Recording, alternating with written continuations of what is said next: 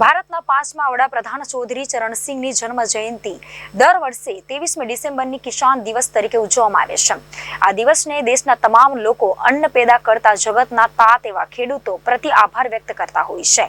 ભારત કૃષિ પ્રધાન દેશ છે। આજે પણ દેશની મોટાભાગની વસ્તી કૃષિ અથવા કૃષિ સંકલન પ્રવૃત્તિઓ પર નિર્ભર છે।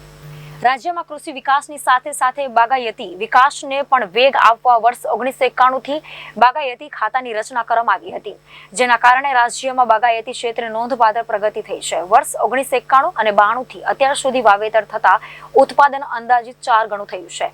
બાગાયતી ખાતા તરફથી અમલી વિવિધ સહાયલક્ષી યોજનાઓ, માર્ગદર્શન તથા તાલીમના કારણે આજે રાજ્યના ખેડૂતોના ઉત્પાદનમાં નોંધપાત્ર વધારો થયો છે। આમ સરકારની વિવિધ સહાયના કારણે આજે રાજ્યના ખેડૂતો હવે પરંપરાગત ખેતી કરવાના બદલે બાગાયત ખેતી તરફ વળ્યા છે, જેના કારણે તેમની આવકમાં પણ વધારો થયો છે। સુરેન્દ્રનગર ધાંગધ્રા તાલુકાના વાવડી ગામના ખેડૂતે દાડમની બાગાયતી ખેતીમાં અથાગ મહેનત કરીને સારો એવો નફો મેળવી આજુબાજુના સમગ્ર પંથકમાં ખેડૂતોનું ધ્યાન ખેંચ્યું છે। શરૂઆતમાં હું કપાસ, એરડા, ઘઉં, જીરું જેવા પરંપરાગત પાકોની ખેતી કરતો હતો, પરંતુ તેમાં ઉપજ ઓછી અને ખર્ચ વધુ હોવાથી નફો કોઈ ખાસ થતો ન હતો।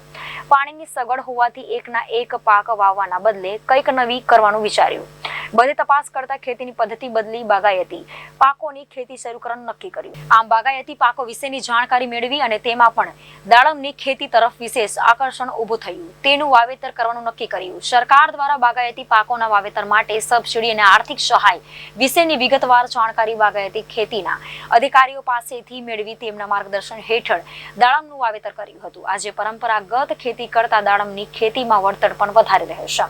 પોતે કરેલા વાવેતર વિશેની માહિતી આપતા તેમણે જણાવ્યું, વર્ષ 2018માં 50 વીઘામાં 8000 જેટલા દાડમના છોડનું વાવેતર કર્યું હતું। વધુમાં તેમણે જણાવ્યું હતું કે તમામ ખેડૂતોને બાગાયતી ખેતી તરફ વળવા જણાવ્યું હતું। મારું ગામ રવત છે, તાલુકો સમી છે, જિલ્લો પાટણ છે। મારું નામ જયંતિભાઈ છે। વાવડી ગામ હું મજૂરી કરવા આવેલો છું। દાડમમાં પટેલ ભેગામાં લગભગ 2 વર્ષથી રહું છું। મારી હાજરી રોજની 400 રૂપિયા આવે છે। મારે બધા મારા કુટુંબને બધાને સાથ સહકાર મળી રહે છે ને સારામાં સારું મળી રહે છે। આ દાડામાં રોજ મારે કામનું બહાર જવું પડતું નથી। શું કામ કરવાનું? અહીં ખેતી કામ કરવાનું છે। દાડમમાં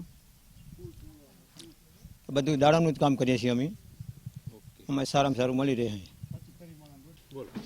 મારું નામ પટેલ મનીષ નવીનભાઈ છે। હું ધાંગધ્રા તાલુકાનો વાવડી ગામનો ખેડૂત છું।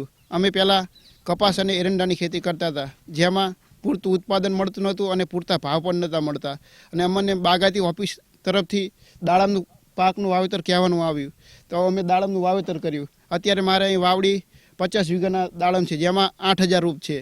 8000 રૂપમાં અંદાજે રોપાના 3 લાખ રૂપિયા બાગાયતીમાં સહાય તરીકે અમને મળેલ છે। અત્યારે મારે આમાં 5 વર્ષ જેવું થયું છે રોપામાં આપણે લગાવ્યા, અને આ વખતે લગભગ 8000 ઝાડમાં 3 લાખ કિલો જેવું આપણને ઉત્પાદન મળશે। અને અહીં બેઠા આપણે 55 રૂપિયા કિલો આપી દીધેલ છે દાડમ, અને બાગાયત ખાતા તરફથી તો પૂરતો સપોર્ટ મળે જ છે। અને ઓલી કપાસ અને એરંડાની ખેતી કરતાં પણ બહુ સારું રહે છે આમાં। અને બીજા ખેડૂતને સલાહ આપશું, વાવેતર કરાય, 2-3 હજાર ઝાડ મહેનત કરી શકે એવું વાવેતર કરાય। આમાં કપાસ અને એરંડા કરતાં બહુ સારું રહે છે આમાં। બ્યુરો રિપોર્ટ, સુરેન્દ્રનગર, જૂના દેશ ન્યૂઝ।